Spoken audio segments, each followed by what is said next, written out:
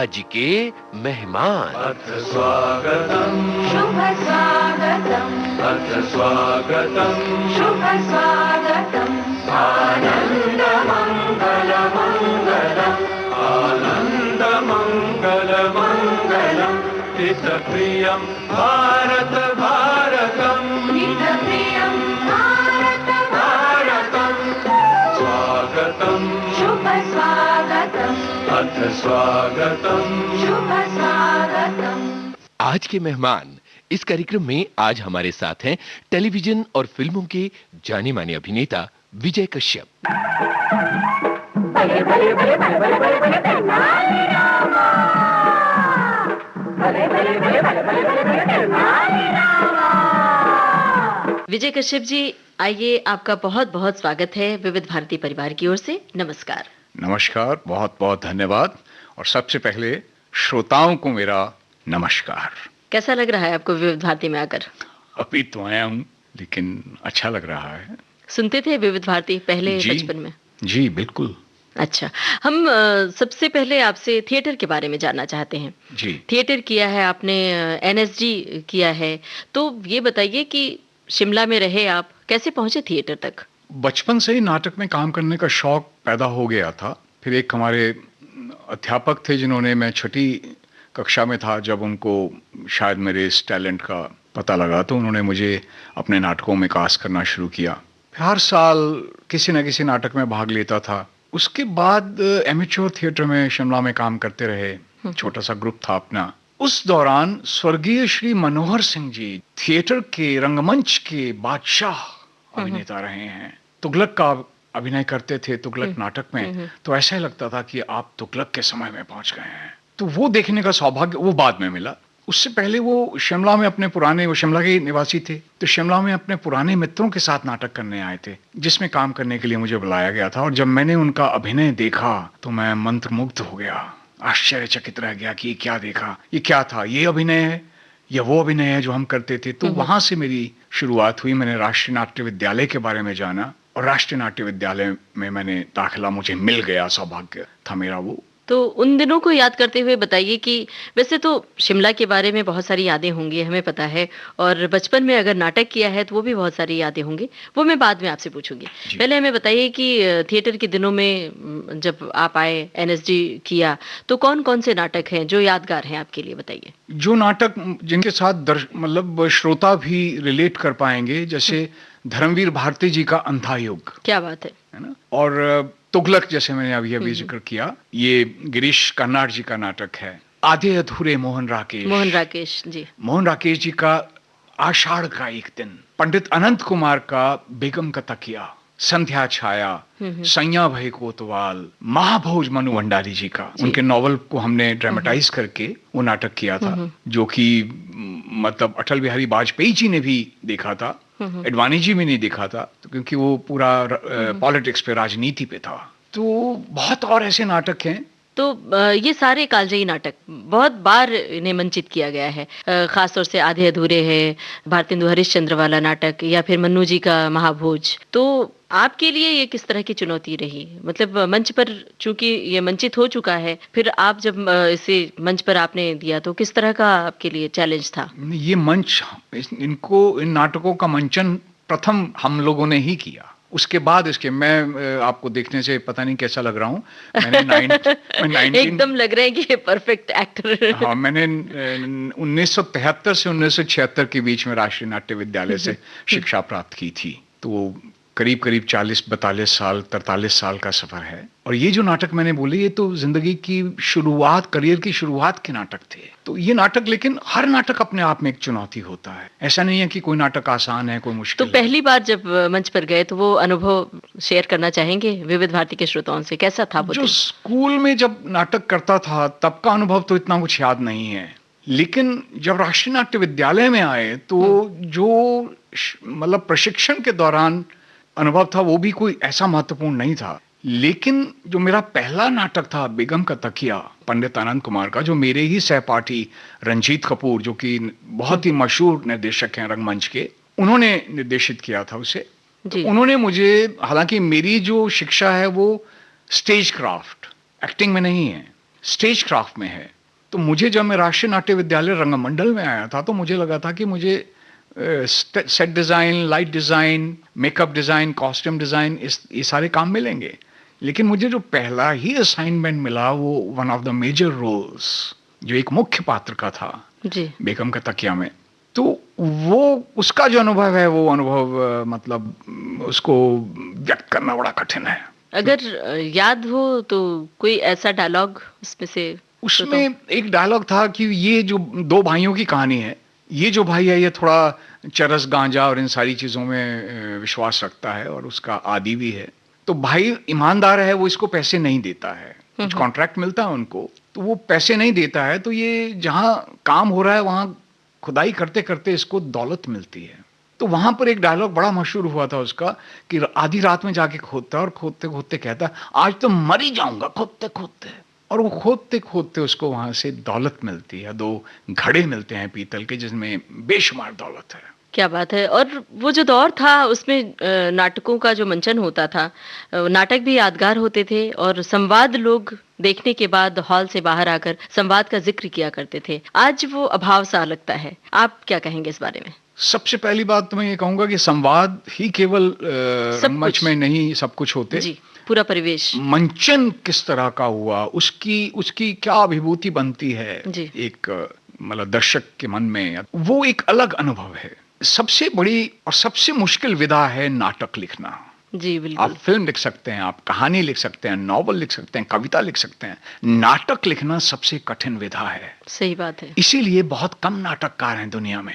पूरी दुनिया में मिलाकर आपको 500 से ज्यादा नाटककार नहीं मिलेंगे जिनके नाटक मंचन के योग्य हों। बिल्कुल सही कह रहे हैं। हमारे यहाँ भी बहुत मतलब ऐसे लोग धुरंधर लोग हुए हैं जिनके नाटक मंचन नहीं हो सकता उनका, वो केवल साहित्य की श्रेणी पर उनको रखा जा सकता है, मंचन करने के लिए वो नाटक नहीं लिखे गए हैं। ऐसे नाटक लिखना जिनका मंचन हो सके वो बहुत कठिन विधा है और हम लोग सब इसके लिए जूझ रहे हैं। सही फरमा रहे हैं जी। बहुत सारी बातें हैं थिएटर से जुड़ी हुई, नाटकों से जुड़ी हुई, वो हम आपसे करेंगे बात। लेकिन अब आगे बढ़ने से पहले इस प्रोग्राम में संगीत बहुत जरूरी है, संगीत का सुरीला साथ। तो बताइए आपकी पसंद का कौन सा गाना हम सुनवाएं श्रोताओं को? देखिए मेरी जो पसंद है वो तो पुरानी हिंदी फिल्मों के गीत हैं जिनमें मतलब लिरिक्स भी थे, म्यूजिक भी था, गायकी भी थी। वो सारी चीजें मिलकर जो आपको एक अनुभव देती हैं वो अलग है। तो मेरे जो कुछ गीत हैं जो मुझे याद आ रहे हैं, हजारों मतलब गीतों में से कुछ याद आ रहे हैं। सबसे पहले मैं चाहूंगा सुनाया जाए ए मालिक तेरे बंदे हम। क्या बात है, सुनते हैं यही गाना। ए मालिक तेरे बंदे हम, ऐसे हो हमारे करम,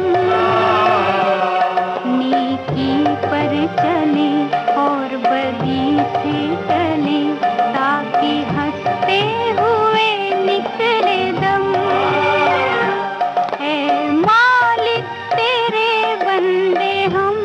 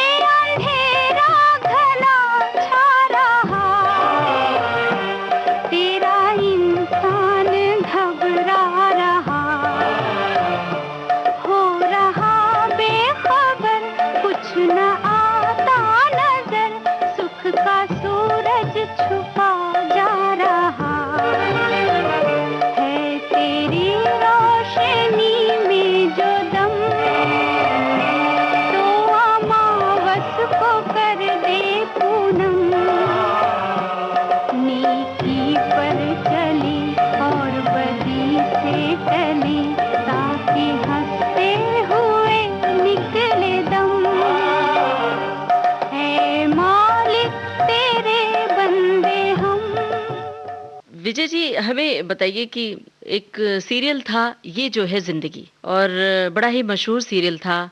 वो दौर भी था जब लोग ये सीरियल देखने के लिए काम से निवृत्त होकर बैठते थे कि ये जो जिंदगी का वक्त हो रहा है हमें देखना है। और आज हालांकि इस तन्मयता का बहुत अभाव है। तो हमें बताइए आपसे किस तरह से जुड़ा है ये सीरियल और क्या मायने रखता है आपके करियर में? बहुत मायने रखता है क्योंकि मेरे जो फिल्मी या दूरदर्शन की दुनिया की शुरुआत मेरे करियर की यहीं से हुई, इसी सीरियल से हुई। देखिए उस समय में केवल दूरदर्शन था और जब ये जो जिंदगी शुरू हुआ हम में से किसी को नहीं पता था, ना निर्देशक को, ना लेखक को, ना कैमरामैन को, ना बाकी टेक्नीशियंस को, इतना किसी को मकबूल नहीं होगा। पता था कि ये क्या होने वाला है। मतलब दूरदर्शन का या सीरियल्स का भविष्य इस देश में कैसा होने वाला है, किसी को कोई इसका पता नहीं था। टेक्नोलॉजी भी हमारे पास जो थी लो बैंड पर हम लोग शूट करते थे। जो आज आपने बताया कि आपको किसी ने उसकी डीवीडीज दी हैं, जी। वो तो बहुत ही उसको उन्होंने टेक्नोलॉजी के थ्रू फिल्टर करके लाए हैं, तो थोड़ा बहुत आपको क्वालिटी दिखाई देती है, वरना लो बैंड तो बहुत ही इनिशियल स्टेजेस थी। एक ही दूरदर्शन चैनल होने के कारण, प्रोग्राम्स का भविष्य ना जानने के कारण, ना पता होने के कारण, उस समय जो मेहनत की जाती थी साहित्य पर, कमाल की थी वो। साहित्य पर, निर्देशन पर, अभिनय पर, हमको एक ही सीन कई बार 10-10 बार करके करना पड़ता था। इस एंगल से भी composite shot, two shot, close up, फिर इसके लिए क्यों दे रहे हैं, उसके लिए दे रहे हैं। तो मेहनत बहुत ज्यादा थी और सबकी लग्नशीलता भी थी। आज कमर्शियल हो गया है, जी। आज सारी चीज में पैसा हावी हो गया है। कितने एड्स ये सीरियल लेके आ सकता है, उस पे उस सीरियल का भविष्य निर्धारित होता है। और कितने लंबे समय तक चल पाएगा। वो उस कितने बात लंबे है। समय तक चल जी। पाएगा, वो एड्स पर ही निर्भर करता जी है। बिल्कुल। तो हमें उसके किरदार के बारे में बताइए भट्टाचार्य जी। बोलो प्रिय, आकाश का हर तारा तुम्हारा सुंदरता का गुण गाएगा, चंद्रमा तक तुम्हारा राह में आंखें बिछाएगा। वाह, तुम हमारा जीवन का अंधेरे में आशा का जोत बनकर आया है, तुम हमारा वीरान सपना में बहार लेकर आया है। तुम दुनिया की नजर में चाहे बांधी हो चंपाकली, लेकिन हमारा दिल का रानी है। चलो चलो हमारे साथ विवाह कर लो, चलो भाग चलता है दूर, दुनिया से दूर, जहाँ कोई ना हो। हम तुम हमारा बात नहीं मानेगा तो हम जहर खा लेगा, आत्महत्या कर लेगा। आज भी लोग मुझे, मतलब कई लोग ऐसे हैं जो दूरदर्शन के सीरियल्स देखते थे, वो आज भी मुझे भट्टाचार्य बाबू के नाम से जानते हैं, जो बुलाते हैं। भट्टाचार्य जब मैंने किया ये जो जिंदगी में, तो ये 2-3 एपिसोड्स का ही पात्र था, पर जब मैंने किया वो अपने एक दोस्त के आग्रह पर, तो उसके बाद पूरी टीम ने ये सोचा कि नहीं, इस कैरेक्टर को सीरियल में रखा जाए। और बहुत महत्वपूर्ण हुआ। बहुत महत्वपूर्ण बन गया और लोगों ने बहुत आनंद भी उठाया उसका। और मेरी हमेशा कोशिश ये रही कि अगर आप किसी रीजन से कैरेक्टर या पात्र लेते हैं, तो उस रीजन का मजाक या उस भाषा का मजाक ना उड़ाया जाए, केवल उसका तत्व लिए जाएं भाषा जी। के। तो उसके लिए आपको क्या कुछ तैयारी करनी पड़ी, क्योंकि वो सीरियल पूरा हास्य सीरियल रहा और आपका जो स्टाइल है आपकी एकदम गंभीर, धीर गंभीर नहीं होके नहीं, भी ये बड़ी बड़ा हंसने वाला। ये बड़ा मैं अचंभित हो जाता हूँ ये जानकर कि फिर भी मैं हंसाया मैं लोगों। गंभीर नहीं हूँ व्यक्ति जीवन में भी। जी। मैं अकेले में भी अपने आप को हंसाता रहता हूँ। जी, जी। और मैंने बहुत से नाटक किए हैं ऐसे जो कि हास्य नाटक हैं। सैया भाई कोतवाल उनमें एक है, जिसके हमने 100 से ज्यादा मंचन किए। उसमें रघुवीर यादव, एसपी जोसालकर, मैं, हम लोग मुख्य, आनंद देसाई, हम लोग मुख्य भूमिकाएं करते थे। तो वो नाटक तो ऐसा था कि अंत तक लोग अपना पेट पकड़ लेते थे कि हंसते हंसते दुख जाता था, और वो ये सोचते थे कि कब हंसाना बंद करेंगे ये लोग। इस तरह का नाटक था। और भी कई नाटक किए मैंने जो जी। हास्य नाटक रहे जी। हैं। तो उस सीरियल के बारे में और हम बात करें आपसे कि ब्रेक कैसे मिला आपको, कहाँ तक कैसे पहुंचे वहां तक। जब मैं मुंबई आया तो रंगमंच से काफी नाम कमाया हुआ था, रंगमंच में काफी, या यूं कहें कि काफी काम किया हुआ था। सो बहुत से निर्देशक जैसे श्याम बेनेगल, गोविंद निहलानी, अजीज मिर्जा, कुंदन शाह, ये मतलब इन सब लोगों ने काम हमारा रंगमंच पर देखा हुआ था, बहुत से अभिनेताओं का, क्योंकि उन दिनों अभी नया नया दौर शुरू हुआ था, you can say parallel cinema का। तो नसीरुद्दीन शाह, ओमपुरी, स्मिता पाटिल, इन लोगों के साथ साथ जब और अभिनेता उनको चाहिए होते थे तो रंगमंच की तरफ आते थे। तो रंगमंच से जैसे के रायना, राजेश विवेक उपाध्याय, सुरेखा सीकरी, उत्तरा बावकर, पंकज कपूर, अनु कपूर, विजय कश्यप, ये सब लोग लिए गए। तो वही एक शुरुआत थी। तो वहां से आपकी शुरुआत हुई और फिर जब ये सीरियल किया तो फिर आपका नाम हुआ और फिर उसके बाद सिलसिला चल पड़ा। उसके बाद ढेरों ऑफर्स आई। बंगाली तो वो नाम फिल्म में बताइए। रोल है भट्टाचार्य बाबू, कम से कम 25-30 फिल्मों की ऑफर आई थी, जो मैंने सारे मना कर दिए। कहीं बाहर आप जाते थे, शूटिंग के अलावा कहीं बाहर निकलते थे तो लोग आपको देख के पहचानते थे कि अरे भट्टाचार्य बाबू आ रहे हैं, ऐसा कुछ हुआ था? बहुत। कोई यादगार बात है? बहुत। उस सबसे यादगार बात है जो मतलब मेरे जीवन में बड़ी महत्वपूर्ण है। मेरे गुरु श्री इब्राहिम अलकाजी, ये जो जिंदगी अभी टेलीकास्ट हो ही रहा था, वो उन दिनों बम्बई आए हुए थे, ताज में ठहरते थे हमेशा जब भी आते जी। थे। और मुझे जो भी उनके लोकल काम होते थे तो विजय कश्यप उनका सेक्रेटरी होता था बम्बई में। तो वो हम ताज पैलेस होटल से हम लोग भिंडी बाजार की तरफ पैदल चल के जा रहे थे, और रास्ते में यंग लड़के लड़कियां रोक के आपसे ऑटोग्राफ लेना। तब ये मोबाइल का जमाना नहीं था कि फोटो खींच ली कर लिया, और कैमरास किसी के पास बस्ते में नहीं होते थे या बैग में जी, नहीं जी। होते थे, तो सब ऑटोग्राफ लेना चाहते। और मुझे बहुत एम्बैरेसिंग महसूस हो रहा था कि मेरे गुरु जो विश्वविख्यात मतलब पर्सनैलिटी हैं, उन्हें कोई नहीं पहचान रहा है। एक सीरियल करने से मुझे इतने लोग पहचान रहे हैं, मैं इतना प्रख्यात हो चुका हूं। तो मेरे गुरु ने सिर्फ मुस्कुराकर इतना ही कहा, Kashyap go ahead, I am proud of you. और ये बात उन्होंने कॉन्वोकेशन में भी कही, जहां मैं एक एक्सीडेंट की वजह से नहीं जा पाया था। उन्होंने ये बात विस्तार से मंच पे सुनाई लोगों को कि मैं विजय कश्यप के साथ घूम रहा था सड़क पर और लोग उससे ऑटोग्राफ ले रहे थे। तो मुझे बड़ी खुशी हो रही थी कि मेरे स्टूडेंट कहाँ कहाँ पहुंच रहे हैं। एक अजीब किस्म का अनुभव था अपने गुरु के साथ चलते हुए ऑटोग्राफ्स देना। जी, तो कोई ऐसी यादगार घटना है जब शूटिंग के दौरान, क्योंकि आपने जिक्र किया कि भट्टाचार्य बाबू का जो कैरेक्टर है उससे इधर बड़ा हंसमुख चेहरा, हास परिहास वाला, तो हमारे श्रोता भी यही मान के बैठे हैं मेरे ख्याल से कि आप एक धीर गंभीर व्यक्तित्व हमारे सामने नहीं, ऐसा क्यों बैठे मानेंगे? हैं। तो शायद कोई- मुझे हिंदी का थोड़ा बहुत ज्ञान है, इसका मतलब ये नहीं कि जितने भी हिंदी जानते हैं लोग वो गंभीर होते हैं, ऐसा नहीं है। हर व्यक्ति में हास्य का एक पुंज होता है। जी हाँ। हर वक्त हास्य नहीं रहना चाहिए जीवन में, जीवन में गंभीरता भी होनी चाहिए, लेकिन हास्यपूर्ण गंभीरता अगर हो जी, तो उससे जीवन आनंदमयी हो जाता सही है। बात है। शूटिंग के दौरान कोई ऐसी घटना घटी हो, वो बताना चाहेंगे? शूटिंग के दौरान हम लोग मस्ती मारते थे। उसमें हाँ, मैं आपको ये कह सकता हूँ कि हमारे जैसे सतीश शाह बहुत ही मतलब उम्दा कलाकार हैं, तो हम लोग कई बार बैठ के बातचीत किया करते थे। तो कहते थे, कश्यप तुम्हें नहीं लगता कि हम लोग सुबह घर से आते हैं तो पिकनिक पे आते हैं, सारा दिन हम लोग हंसते हैं, खेलते हैं, एक दूसरे की टांग खींचते हैं, मजाक करते हैं, कह कहे लगाते हैं और वापस घर चले जाते हैं, और हमें इसके पैसे भी मिलते हैं। Like J Krishnamurti says, there how many people in the world are there who get the joy of working.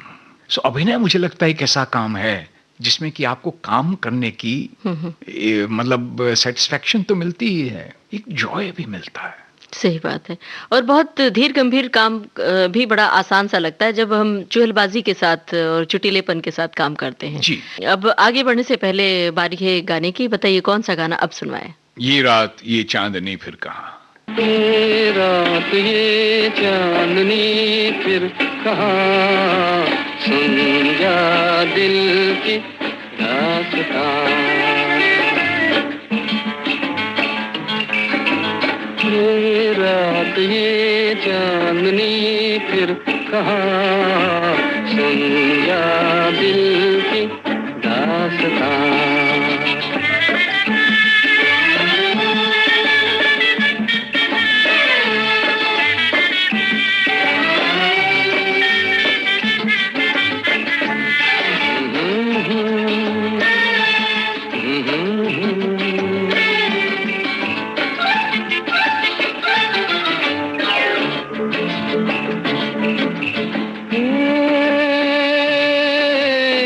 पेड़ों की शाखों पे, पेड़ों की शाखों पे सोई सोई चांदनी, पेड़ों की शाखों पे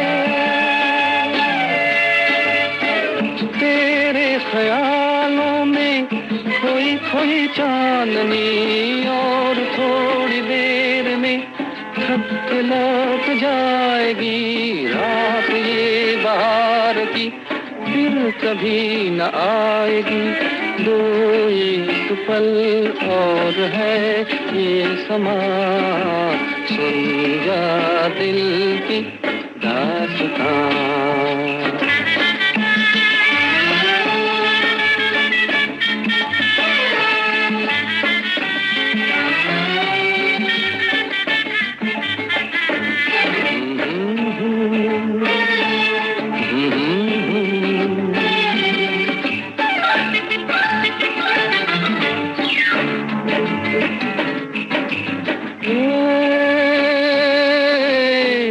लहरों के होंठों पे,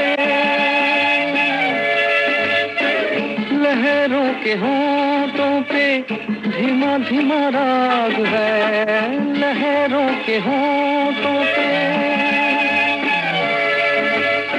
भीगी हवाओं में ठंडी ठंडी आग है।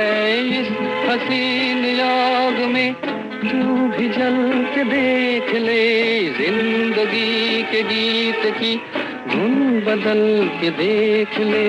खुलने दे अब धड़कनों की ज़ुबान, सुन जा दिल की दास्तां। ये रात ये चांदनी फिर कहाँ, सुन जा दिल की दास्तां, दास्तां। जाल फिल्म के इस गाने के बाद विजय कश्यप जी हमें बताइए कि एक और सीरियल बड़ा ही मशहूर हुआ था, वो है तेनालीराम। उसके बारे में हमें बताइए। और ये वो जमाना था जब सीरियल्स की दीवानगी अलग किस्म की थी। जी, मैं जब तेनालीराम में मेरी सिलेक्शन हुई तो मैं निर्देशक को नहीं जानता था, मैं प्रोड्यूसर को नहीं जानता था। लेखिका थी कमला लक्ष्मण, आर के लक्ष्मण जी की पत्नी। तो सिर्फ उससे जो जुड़ा हुआ नाम उस वक्त मुझे जो बताया गया वो था कि आर के लक्ष्मण साहब की पत्नी ये सीरियल लिख रही हैं।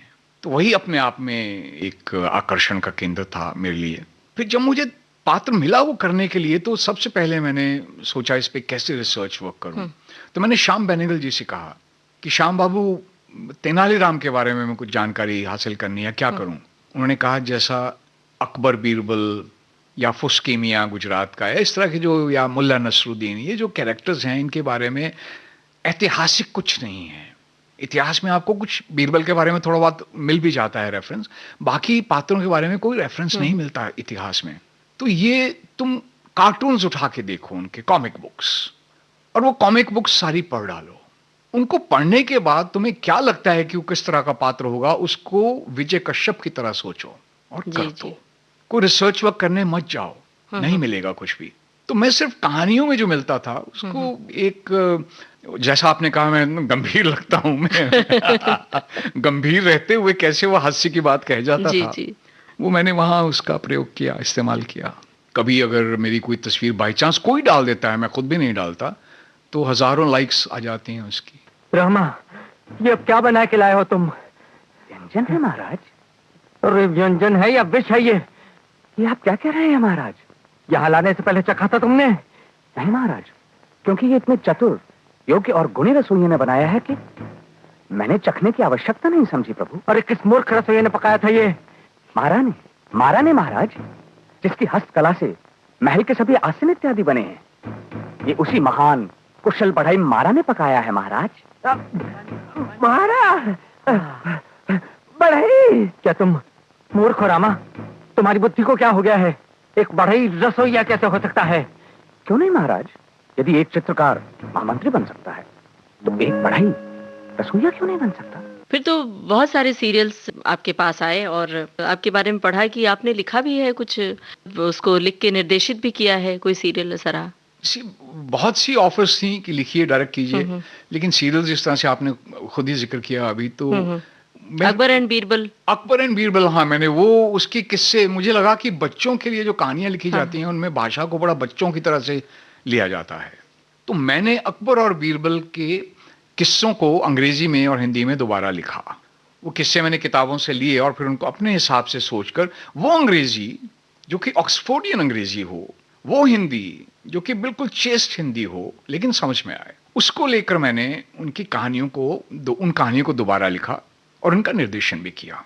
लेकिन वो एनिमेशन फॉर्म में था, जो कई कार्टून नेटवर्क्स में दिखाया जाता। आज भी कहीं ना कहीं उसका मतलब प्रसारण होता है। तो किस तरह की मुश्किलें आई आपको, क्योंकि ये अलग तरह का काम हो गया? बड़ा मुश्किल काम है, एनिमेशन का काम बहुत ही मुश्किल है। उसमें बड़ी फेजेस आते हैं कि पहले ये करना है, फिर ये करना है, फिर ये होगा, फिर वो होगा। हर मतलब स्टेज पर आपको बड़े विस्तार से काम करना होता है, क्योंकि जो लोग एनिमेशन बनाते हैं, करते हैं, उन लोगों को ज्यादा अनुभव नहीं होता मानवीय मतलब एक्सप्रेशंस के बारे में, जेस्चर्स के बारे में।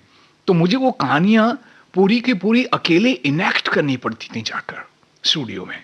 वो मेरी इनेक्टमेंट को देख के फिर वो भाव और भंगिमाएं पात्रों की बनाते थे। तो मुश्किल बढ़ जाती है, सही बात स्लो है काम, मतलब जो हम जैसे एक एपिसोड सीरियल का 2 दिन की शूटिंग में कर लेते हैं, एनिमेशन में उसी चीज को करने के लिए 1 महीना 1.25 महीना चाहिए डिटेलिंग के जी। लिए। तो ये एक अलग तरह का काम था। और अब हम आपके फिल्मों की बात करते हैं। रिचर्ड एटनबरो की फिल्म गांधी में आपने काम जी, किया। जी, तो वो- ये आपके लिए किस तरह की चुनौती थी और क्या तैयारी इसके लिए आपको करनी पड़ी, हमें बताइए।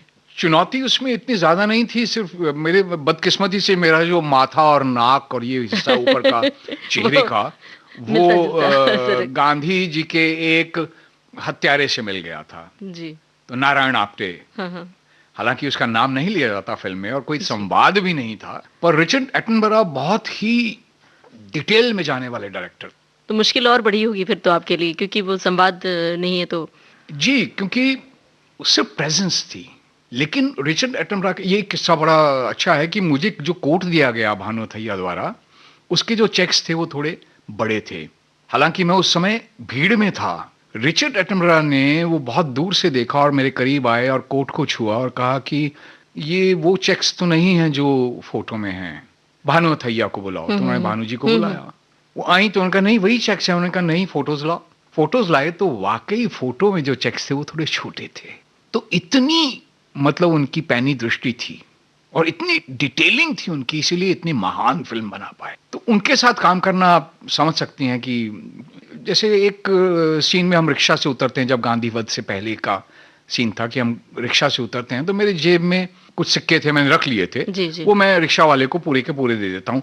रिचर्ड एटनबरो साहब ने ये भी नोटिस किया अच्छा। और आके पूछा, विजय व्हाट आर यू डूइंग? हाँ। तो मैंने कहा मैं वो पूरे सिक्के। क्यों?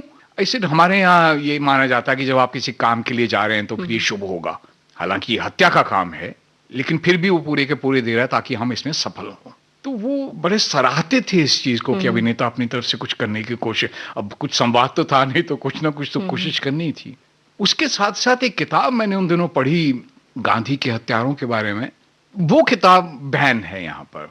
जी, जी। मनोहर मलगांवकर की किताब है, the man who killed Gandhi. मैंने उससे हास्यास्पद किताब नहीं पढ़ी आज तक।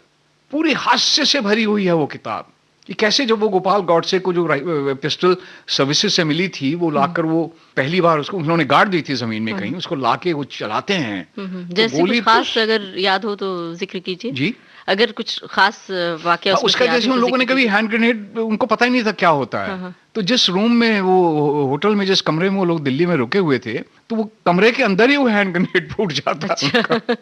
वो फटता नहीं, लेकिन पूरा धुआं धुआं हो जाता है पूरे बिल्डिंग में। तो सारे लोग जमा हो जाते हैं, तो ये बड़ी मुश्किल से हाइड करते हैं कि ये हैंड ग्रेनेड था। तो इस तरह के और उसमें 50 किस्से हैं। वो बंदूक से गोली, जब रिवॉल्वर से गोली निकलती है तो ऊपर जाके करके नीचे गिर जाती है। तो मतलब वो लक्ष्य तक क्या जाएगी। जी, जी, जी। तो इस तरह के बहुत सारे किस्से हैं, क्योंकि ये लोग हत्यारे तो थे नहीं। तो विचार, इनके अपने विचार थे जिन्होंने इनको हत्यारा शायद बनाया। पर ये था कि जब जब छोटे छोटे अगर आपके क्लोजअप्स भी होते थे, कि जैसे कलकत्ता वाले सीन्स में आप खड़े हुए हैं भीड़ में और गुस्से से देख रहे हैं, तो वो भी एटनबरो साहब ने उनको बड़े महत्वपूर्ण सलीके से उन शॉट्स को लिया था और रखा था फिल्म में। और बहुत ही बारीक फिल्म थी, बारीक अभिनय था कलाकारों का। तो जाहिर सी बात है आपको बहुत सारी चुनौतियां उठानी पड़ी होंगी। तो अब हमें बताइए, गाना कौन सा सुनवाए इस वक्त? वक्त ने किया क्या हंसी सितम। क्या हंसी सितम, तुम रहे न तुम, हम रहे न हम, वक्त ने किया क्या हंसी सितम, तुम रहे न तुम, हम रहे न हम, वक्त ने किया।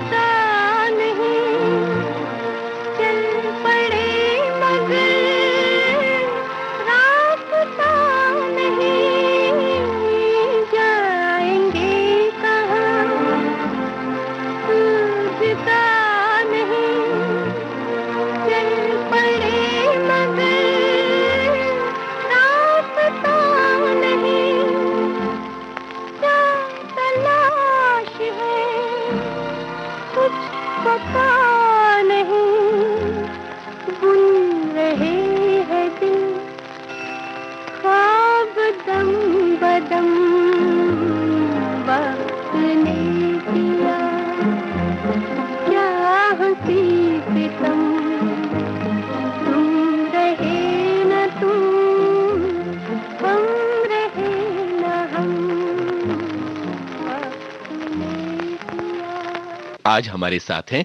टेलीविजन और फिल्मों के जाने माने अभिनेता विजय कश्यप। इनसे बातचीत की है रेडियो सखी ममता सिंह ने। विजय कश्यप जी, अब हम आपकी और फिल्मों की बात कर रहे हैं। गोविंद निहलानी साहब का आपने जिक्र किया था और उनकी फिल्मों की भी बात करेंगे। इस वक्त हम सारांश की बात करना चाहते हैं।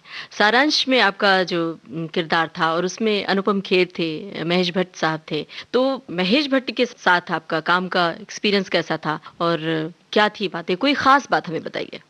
महेश भट्ट बहुत ही मतलब कमिटेड इंसान हैं। उनके साथ करने में बहुत मजा आया, बहुत आनंद आया।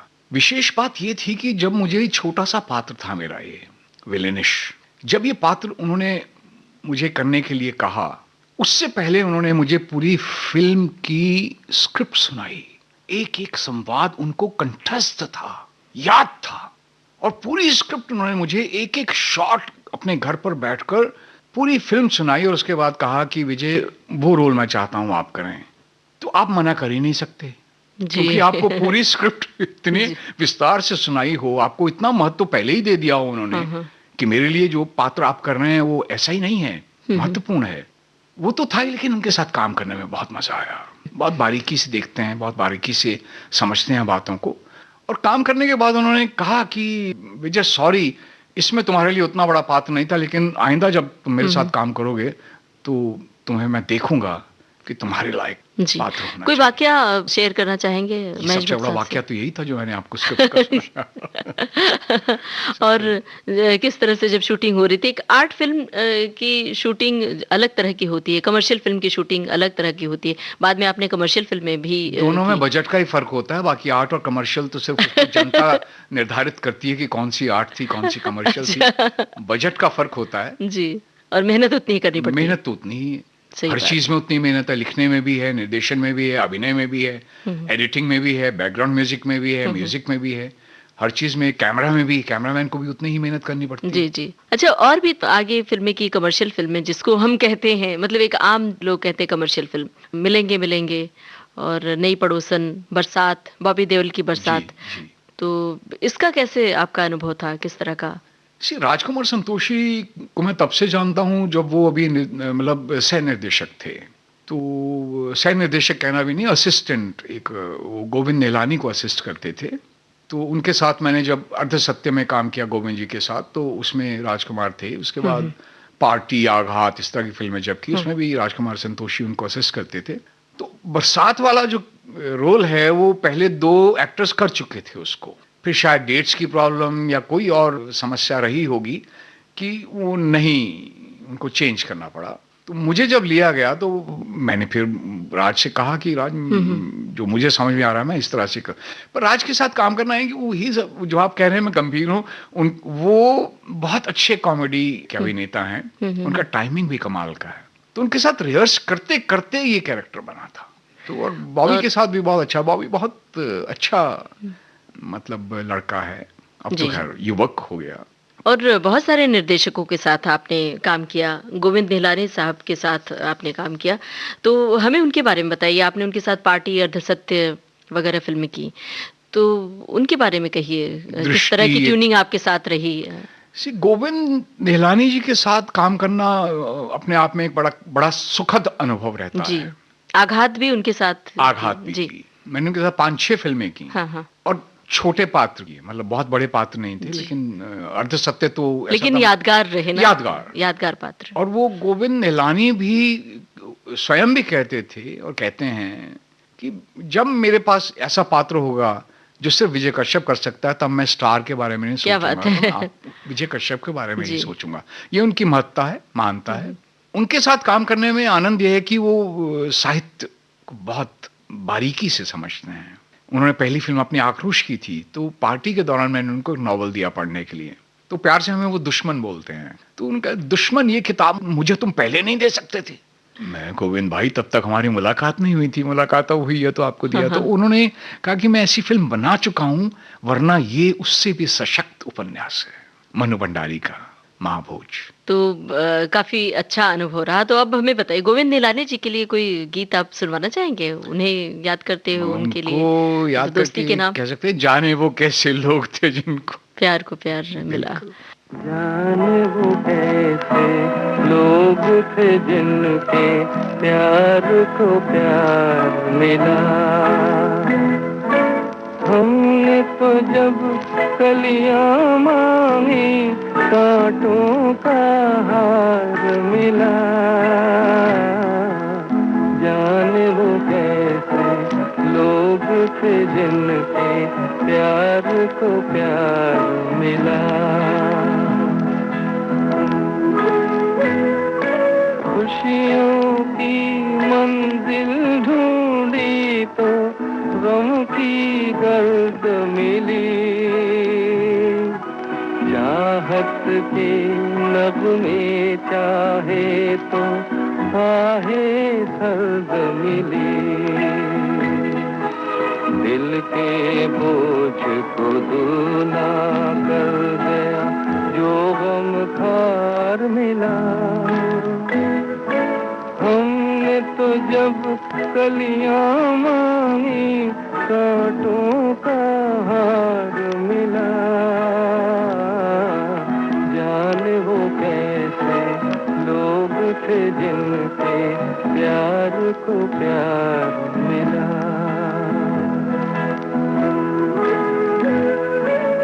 बिछड़ गया, बिछड़ गया, बिछड़ गया हर साथी देकर पल दो पल का था। किसको फुर्सत है जो थामे दीवानों का हाथ। हमको अपना साया तक अक्सर बेदार मिला। हमने तो जब कलियां मांगी, कांटों का हार मिला। जाने वो कैसे लोग थे जिनके प्यार को प्यार मिला।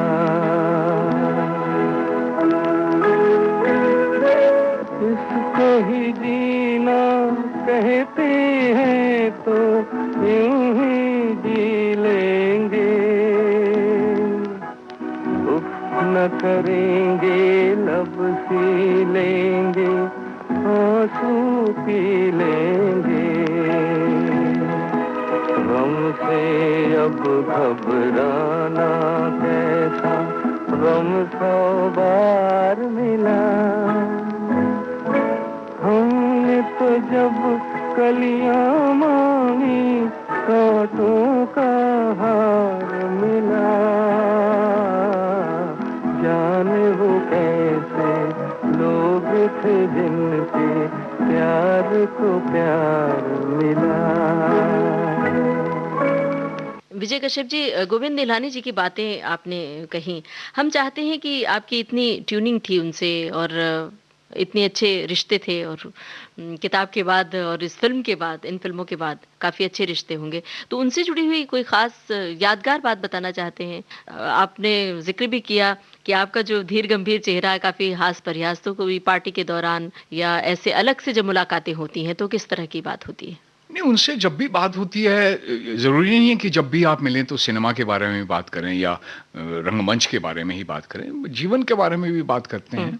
ऐसी हर बात, मैं तो ये मानता हूँ कि जीवन में हर चीज़ उतनी ही महत्वपूर्ण है। पिछला श्वास भी उतना महत्वपूर्ण था जितना वो श्वास है जो मैं अभी ले रहा हूँ, और अगला श्वास यदि लेता हूँ तो वो भी उतना ही महत्वपूर्ण होगा। जी जी। तो उसमें से किसी चीज़ को आप ये कह दें कि ये कम महत्व था, इसका ज़्यादा महत्व है, मेरी जो सोच है। सही हाँ, बात। इस बात पे अब मैं बताता हूँ। एक बार गोविंद निलानी जी से बहुत बहस हो गई पार्टी के दौरान। उसमें एक डायलॉग था कि होना चाहिए था मेरी सोच। तो वो जो डायलॉग बोल रहा था शख्स, वो कह रहा था मेरा सोच, क्योंकि लिखा हुआ वैसा था। तो मैंने कहा गोविंद भाई ये गलत है, ये मेरी सोच नहीं, ये मेरा सोच नहीं, मेरी सोच होता है। मेरे सोचने का नजरिया या मेरे सोचने का तरीका, मेरी सोच की वजह, मेरी सोच की।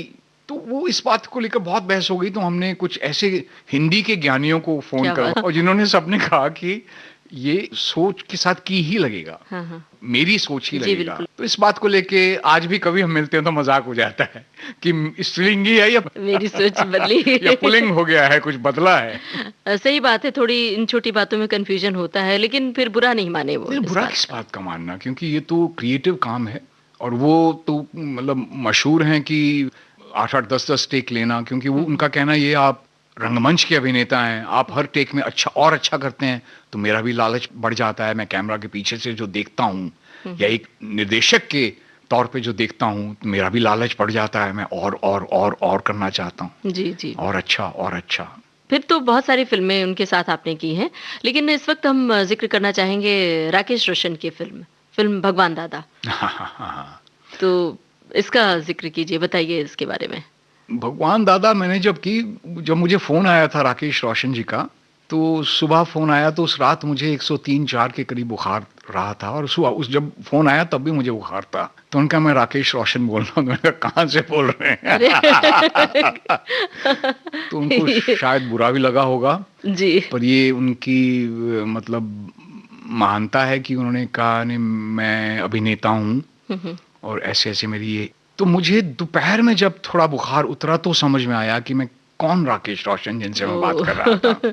तो मैंने उनको फोन करके उनसे माफी मांगी कि मैं माफी चाहता हूँ, मुझे क्षमा कीजिए, मैं सुबह बुखार में था, मैं पहचान नहीं पाया मैं किससे बात कर रहा हूँ। तो उन्होंने बड़ी डांट के अंदाज में उन्होंने कुछ नहीं कहा। नहीं, बहुत ही उन्होंने सम्मान देते हुए कहा कोई बात नहीं, तो आप आ सकते हैं मिलने। तो मैंने कहा मैं बहुत तेज बुखार में हूँ। उन्होंने कहा कोई बात, मैं आ जाता हूँ मिलने के लिए आपसे। तो मैंने कहा नहीं, मुझे 1-2 दिन का समय दे दीजिए, मुझे बुखार से निकलने दीजिए, वायरल से। तो ये पहला अनुभव था उसका। दूसरा अनुभव उसका ये था कि जो उसके director Jeevan Prakash ji, Punjabi, but I have never seen a thorough Punjabi gentleman like that. बहुत आनंद आया उनके साथ काम करने में। वो मुझे भट्टाचार्य ही करवाना चाह रहे थे क्योंकि ये जो जिंदगी चल रहा था उन दिनों। तो मैंने जीवन प्रकाश जी से कहा कि सर ये जो पात्र आप करवा रहे हैं मुझसे, जिस तरह का ये है इस तरह का मेरे सीरियल में नहीं है, ये तो बिल्कुल। तो उनका कोई बात नहीं, आप कलाकार हैं, आप बंगाली नहीं करना चाहते, कुछ और करना चाहते हैं, चेंज करना चाहते हैं, भाषा चेंज कर दीजिए, संवाद चेंज कर दीजिए, कोई बात नहीं। मैंने कहा सर इसको गोनीज कैरेक्टर बना दें। तो वो माइकल डिकोस्टा करके बनाया गया और सेट पे ही फिर वो डायलॉग्स बंगाली से उनको क्रिश्चियन टच दिया गया या कैथलिक टच दिया गया। और जब किया काम उनके साथ तो जो उन्होंने सराहना की इतने सीनियर डायरेक्टर होने के बावजूद, वो मुझे आज तक याद है। तो बड़ी यादगार बातें आप बता रहे हैं हमारे श्रोताओं को। अब कोई यादगार सा गाना भी सुनवा दीजिए अपनी ओर से। जाएं तो जाएं कहाँ, समझेगा कौन, समझेगा कौन, टैक्सी ड्राइवर। जाए तो जाए कहाँ, जाए तो जाए कहाँ, समझेगा कौन यहाँ, दर्द भरे दिल की जुबान, जाए तो जाए कहाँ।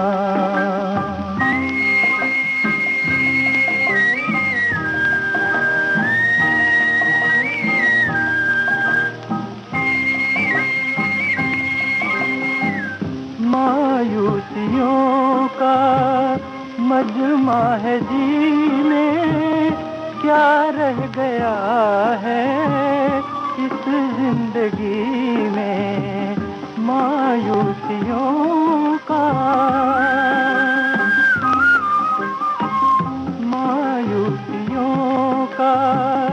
मजमा है जीने क्या रह गया है इस जिंदगी में रूह में गम दिल में धुआं जाए तो जाए कहाँ समझेगा कौन यहाँ दर्द भरे दिल की जुबान जाए तो जाए कहाँ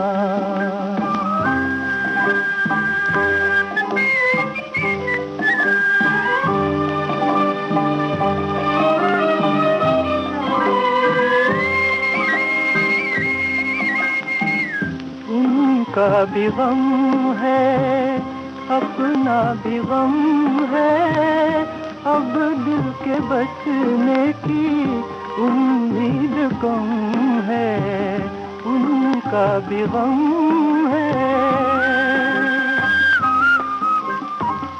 उनका भी गम है अपना भी गम है अब दिल के बचने की उम्मीद कम है एक कश्ती तो तूफान जाए तो जाए कहाँ समझेगा कौन यहाँ दर्द भरे दिल की जुबान जाए तो जाए कहाँ। दर्द भरे गीतों की बात अलग ही होती है और सारे ये दर्दीले गीत आप श्रोताओं को सुनवा रहे हैं। हमें उम्मीद है कि हमें ये बातचीत और ये गाने बहुत पसंद आ रहे हैं श्रोताओं को। बता दें विविध भारती के श्रोताओं को कि आज हम बात कर रहे हैं जाने माने कलाकार, जाने माने अभिनेता विजय कश्यप जी से। और अब हम आपसे बात करना चाहेंगे कि शिमला, आपने शुरुआत में हमने जिक्र किया था, शिमला आपके बचपन का शहर है और बड़ा ही खूबसूरत शहर। हमारी आंखों के सामने शिमला मतलब पहाड़, खूबसूरत और खुली खुली वादियां, पेड़ पौधे नजर आते हैं। आप बताइए वहाँ के बारे में और अपने बचपन के बारे में बताइए। मेरा बचपन बहुत ही सौभाग्यशाली था। हमारा जो घर है उस घर के बाद कोई घर नहीं है, उसके बाद घना जंगल है और हमारा जो बचपन है वो सारा बचपन उस घने जंगल में बीता है। हमारी खेलें भी जो थी वो जंगल से जुड़ी हुई थी। टार्जन की तरह झूले लगा लेना या घास पर स्लेजिंग करना, और इस दौरान हम लोगों ने बहुत से जानवर भी देखे बचपन में, लड़कपन में। तो हमारा पूरा बचपन जो बीता है वो पूरा जंगल में बीता है। स्कूल से आने के बाद 1-1.5 घंटा तो हम लोग जंगल की सैर किया ही करते थे और खेलें भी हमारी सारी जंगल से जुड़ी हुई थी। तो वैसा बचपन तो मुश्किल है, मुश्किल। लेकिन अब जंगल बहुत कट गए, पेड़ बहुत कट गए। उन पेड़ों के कटने का, उन जंगलों के सिकुड़ जाने का कई बार बहुत अफसोस होता है। तो वो शरारती सी याद, और आपने कहा भी कि बहुत ही ह्यूमरस व्यक्तित्व है आपका, तो वो जो शरारती सी याद है, किसी शरारत का जिक्र कीजिए। जो शहर से हमारे गर्मियों के दिनों की छुट्टियां मनाने के लिए शहर से रिश्तेदार आया करते थे, उनके बच्चों को मतलब छोटे कस्बे, छोटे गांव या छोटे हिल स्टेशन की बारे में परिचय देने के लिए हम लोग एक जो टार्जन की मैंने बताया रस्सी, तो हम ऐसी जगह रखते थे कि वो लोग छलांग नहीं लगा पाते थे और रस्सी पे लटकते रहते थे। अच्छा। और बीच में वहां हमारी जो गाय भैंसे थी उनका गोबर जमा किया जाता था और ज्यादातर वो लोग उस गोबर में गिरते थे और बाहर निकल के बहुत नाक मुंह सिकोड़ते थे और बहुत गालियां देते थे, भला बुरा कहते थे। तो वो भला बुरा तो हम कुछ नहीं सुनते थे उनका, बस ये था कि ये हमारा एक तरीका था उनको। तो आपको भी ये मतलब इस मुसीबत से सामना आपको भी करना खुद गिरे तभी तो वो सूझा। जी जी। एक आध बार खुद भी गिरे थे तो फिर सूझा कि नहीं दूसरों को भी गिराया जाए। तो बचपन की यादों को कौन सा गाना आप डेडिकेट करेंगे, समर्पित करेंगे? ये बड़ा कठिन कार्य है। और मुझे मेरी पहली फिल्म जो देखी थी मैंने बचपन में, या जीवन की पहली फिल्म जो देखी थी, वो थी मुगले आजम। मुगले आजम, पूरे स्कूल को लेकर गए थे थिएटर क्या में। बात है। तो उसका एक गाना, मोहे पनघट पे छेड़ गए नंदलाल, मोहे पनघट पे नंदलाल छेड़ गए। नंदलाल छेड़ गए। अरे बड़ा ही बेहतरीन गाना है, सुनते हैं आपकी ओर से। मोहे पनघट पे नंदलाल छेड़ गयो रे, मोहे पनघट पे हाँ मोरी नाजुक कलैया मरोड़ गयो रे, मोरी नाजुक कलैया मरोड़ गयो रे, मोहे पनघट पे ओ मोहे पनघट पे नंदलाल छेड़ गयो रे, मोहे पनघट पे।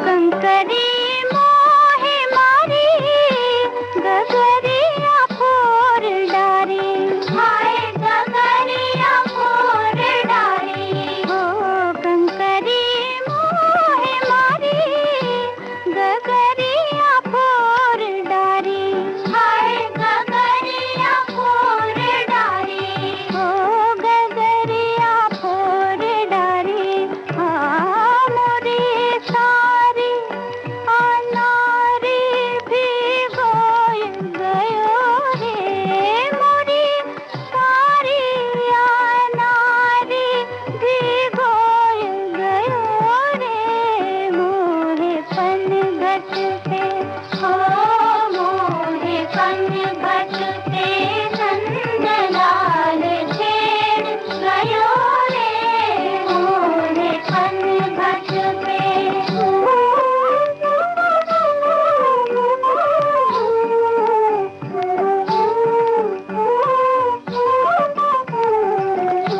नैनो से जादू किया जियरा मोह लिया, हाय जियरा मोह लिया हो, नैनो से जादू किया जियरा मोह लिया, हाय जियरा मोह लिया हो, जियरा मोह लिया हाँ मोरा घूंघटा नजरियों से तोड़ गयो रे, मोरा घूंघटा नजरियों से तोड़ गयो रे, मोहे पनघट हजी हाँ मोहे पनघट हाँ मोहे पनघट पे नंदलाल छेड़ गयो रे, मोहे पनघट पे। इस गाने के बाद हमें बताइए कि मतलब मुंबई शहर एक अलग सा शहर है, महानगरी है, कोलाहल है, चारों तरफ शोर ही शोर है।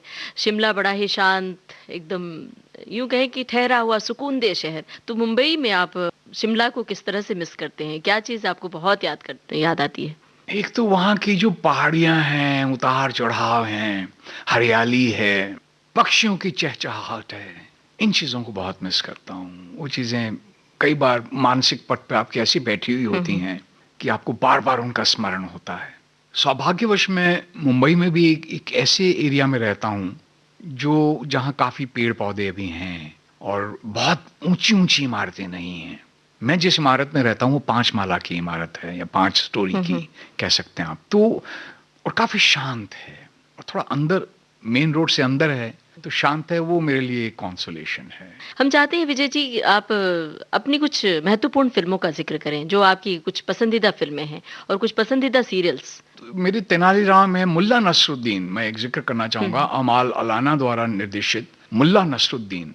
उसमें रघुवीर यादव मुल्ला नसरुद्दीन करते हैं, मैं शहनशाह या अमीर का पात्र किया मैंने उसमें।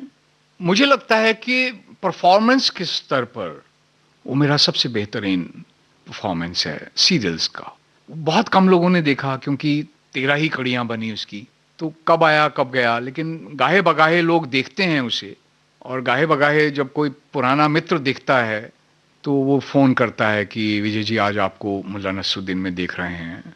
तो वो मेरा जो पात्र है या उसकी जो परफॉर्मेंस है वो एक यादगार, मेरे लिए भी यादगार है। मैं जी। स्वयं भी जब उसको देखता हूँ तो मुझे लगता है कि हाँ, ये करते हुए कठिनाइयाँ तो बहुत आई लेकिन आनंद भी आया। और बड़ी मेहनत होती है एक्टिंग में, और आपने थिएटर का भी जिक्र किया था कार्यक्रम की शुरुआत में कि बहुत मेहनत करते थे, बड़ी मशक्कत की है आपने। तो नए लोग, युवाओं के लिए कहिए कुछ चलते चलते कुछ शब्दों में कि किस तरह की मेहनत होनी चाहिए, क्योंकि हर अगला छोटे शहर से अपने झोला झंडी लेकर मुंबई में या दिल्ली में आते हैं कि हम बस थिएटर करेंगे और एक्टिंग करेंगे, तो उनके लिए कुछ शब्दों में कहिए। ये जो आपने एक्टिंग कहा ना, तो भारतवर्ष एक ऐसा देश है जहाँ की हर व्यक्ति अपने आप को अभिनेता समझता है और सोचता है कि वो अभिनय कर सकता है। मैं सबसे ये कहना चाहूँगा, अभिनय बड़ा कठिन कार्य है यदि आप उसे संजीदगी से करना चाहते हैं। हाँ, वैसे ही छेड़छाड़ के तौर पर करना चाहते हैं अभिनय तो बहुत आसान हो सकता है, लेकिन संजीदगी से यदि अभिनय करना चाहते हैं तो ये एक विज्ञान है। अभिनय कला एक तकनीकी विज्ञान है। आप किसी सर्जन को जिसने ट्रेनिंग ना ली हो सर्जरी की, वो ऑपरेशन नहीं कर सकता। तो कोई अभिनय जो प्रशिक्षण के दौर से ना गुजरा हो, वो किसी पात्र की बारीकियों को कैसे पकड़ सकेगा? वो उस पात्र के को जीवंत नहीं कर पाएगा। तो उसको जीवंत करने के लिए कुछ विधाएं हैं जी। कुछ तकनीक है। वो तकनीक आप पे हावी नहीं होनी चाहिए। युवाओं से यही कहना चाहूंगा, शॉर्टकट मत देखिए जिंदगी में। There is no shortcut to success. Hard work is the only key to success. मेहनत ही एक ऐसी चीज है जो आपको सफलता की सीढ़ियों पर चढ़ा सकती है। मेहनत करें, लग्नशीलता से करें, वही कुंजी है सफलता की। सही बात है। मतलब एक्टिंग को आत्मसात करें और ये भी देखें कि हमारे भीतर वो हुनर है कि नहीं है। और बहुत जरूरी है ये जानना कि आपके अंदर वो हुनर है या नहीं। बहुत सी फिल्मों में ऐसे कलाकार हैं जिनमें वो हुनर नहीं है, लेकिन सिर्फ डील डॉल या जान पहचान या और बड़ी चीजों की वजह से वो कई साल लगे रहते हैं, लेकिन उसे आप सार्थकता नहीं कह सकते। वो जीवन की सार्थकता नहीं बनता, एक शौक तक ही सीमित रह जाता। विजय कश्यप जी, बहुत दिलचस्प बातें आपने की, और ख़ास तौर से शूटिंग से जुड़ी हुई जो बातें आपने बताई हैं वो बड़ी उम्दा बातें रही हैं, हमें भी बड़ी अच्छी लगी। उम्मीद है हमारे श्रोता भी बहुत पसंद करेंगे। और आपने इतना वक्त निकाला हमारे लिए, हमें बड़ा अच्छा लगा आपसे बातचीत करके। बहुत बहुत शुक्रिया आपका। आपका भी बहुत बहुत धन्यवाद। नमस्कार। आज के मेहमान कार्यक्रम में आज आपने सुनी टेलीविजन और फिल्मों के जाने माने अभिनेता विजय कश्यप से रेडियो सखी ममता सिंह की ये बातचीत। रिकॉर्डिंग इंजीनियर वंदना ठाकुर, संयोजन सुभाष चंद सिंह। विविध भारती की ओर से इस कार्यक्रम को प्रस्तुत किया कल्पना शेट्टी ने। आज के मेहमान।